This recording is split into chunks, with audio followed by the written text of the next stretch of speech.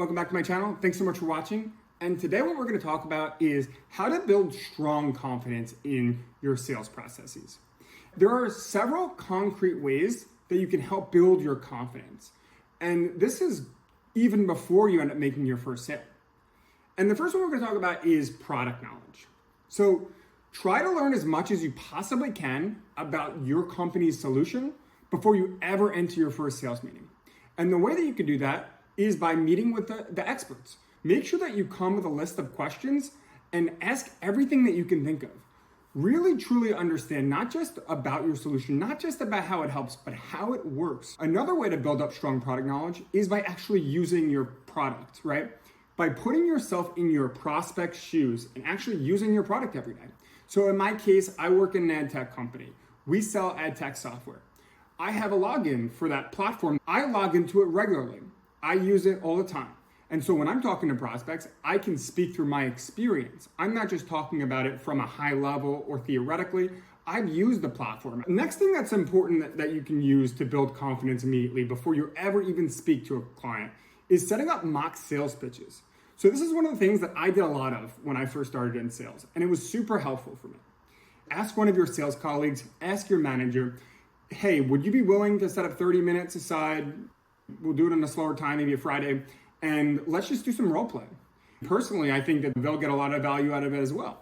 They pretend to be who your prospect is, and it allows them to put themselves in their shoes and actually think as if they were your prospects. And what it will give you the opportunity to do is get some serious needed reps in before you ever actually get into a meeting with a real prospect. We know those are hard to set up. You do not want to waste them. And so when you do set up those mock sales pitches, come with questions that you might ask, make up a scenario, use a real life example if you need to, and treat it as if it's a dress rehearsal. Record the conversation, listen to it back. Who spoke more? How are the questions that you asked? Did you cut them off? Did you uncover all possible objections? Did you end up getting next steps? These are things that you should look out for. The more you practice, the more confident you'll be when you do get into a real world situation with one of these prospects. All right, next. One great way to build confidence is by setting up a ton of meetings. So if you always have a filled pipeline with qualified prospects, you will feel much more confident when you go into a meeting with an individual one, because you say, hey, if this one doesn't work out, I have another one coming up in a few hours, or I have another one tomorrow. You're not going to be able to help everybody. It's not the end of the world. But if you don't have a filled pipeline, then that's a way that you will feel a little bit less confident because it'll be more important to you that this individual one goes well. When you do have those meetings, lots of prep work. As much as you could possibly learn about this prospect before meeting them, go to their website, go to their LinkedIn, check out articles that were written on them, check out your CRM. Have you ever worked with them in the past? Have there been any sort of communication, whether it was you or another team member? Try to go into the meeting with a thorough understanding of who your audience is. Try to make an assumption, what are the ways that will likely be able to help them? And then all you have to do when you do go in the meeting is just confirm those assumptions, or you may be proven wrong. Either way though, you'll have an understanding as to whether you're likely to be able to help them or not based on this additional information that you still need to find out. Another great way to build confidence is by coming up with a sales script. What I'm talking about is just having a set of words that you use to describe your company every single time, and that you describe your offering every single time. And the reason for that is because it allows you to describe your solutions in the best possible way every single time. And more importantly, it frees up your mind to start thinking about your prospect. What are the ways that we can help them? And then once you do know what you can help with, it just comes second nature. You can just spell it out and you won't have to spend much time thinking about it. When I first started, that was one of the things that really tripped me up. I spent a lot of my time and my energy thinking about what to say in meetings to describe myself.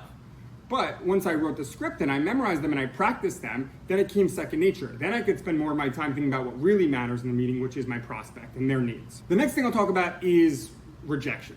Listen, the reality is that you're gonna get rejected in sales, and that's a good thing. The best salespeople often get rejected the most because they're reaching out to the most people. You don't want to have the mindset of, oh my God, I don't want to get rejected. If anything, that's a good thing, because what it allows you to do is to move on to the next person to try to help. Getting rejected is a great thing for time management. So when you can change that mindset and the way you look at it, then everything becomes a lot easier. Finally, the more experience, the more your confidence will naturally build. So by having more and more of these conversations, you'll have more confidence in the next one. Just make sure that you continuously improve. So even if the meeting went poorly, take something from it, learn for the next one, okay? If you're getting better each individual meeting, you will far surpass your peers who stopped getting better.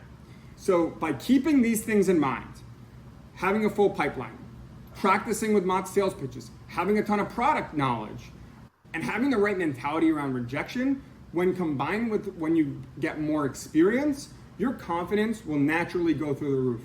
Because the more you win, each one builds on top of your confidence, and then before you know it, you're gonna be closing tons of deals, and you're gonna not have any confidence issues because you know that you can actually help your prospect. And at the end of the day, that's what real confidence is based on. You knowing that you can help your prospect. And as soon as you know that for a fact, because you've done it with similar clients, you could reference those clients in meetings, and your confidence will naturally exude to your prospect. They'll know this person is speaking from experience. I hope this was helpful. I have a book coming out in early fall. It's called Top Sales Producer, How to Crush Your B2B Sales Quota. Sign up for the waitlist. It's a step-by-step guide on how to go from your first day in sales all the way through consistently closing deals to ultimately crush your sales quota. You can pick it up by going to my website. Please feel free to like and subscribe. Thanks so much for watching. And remember, if you're not helping, you're not selling.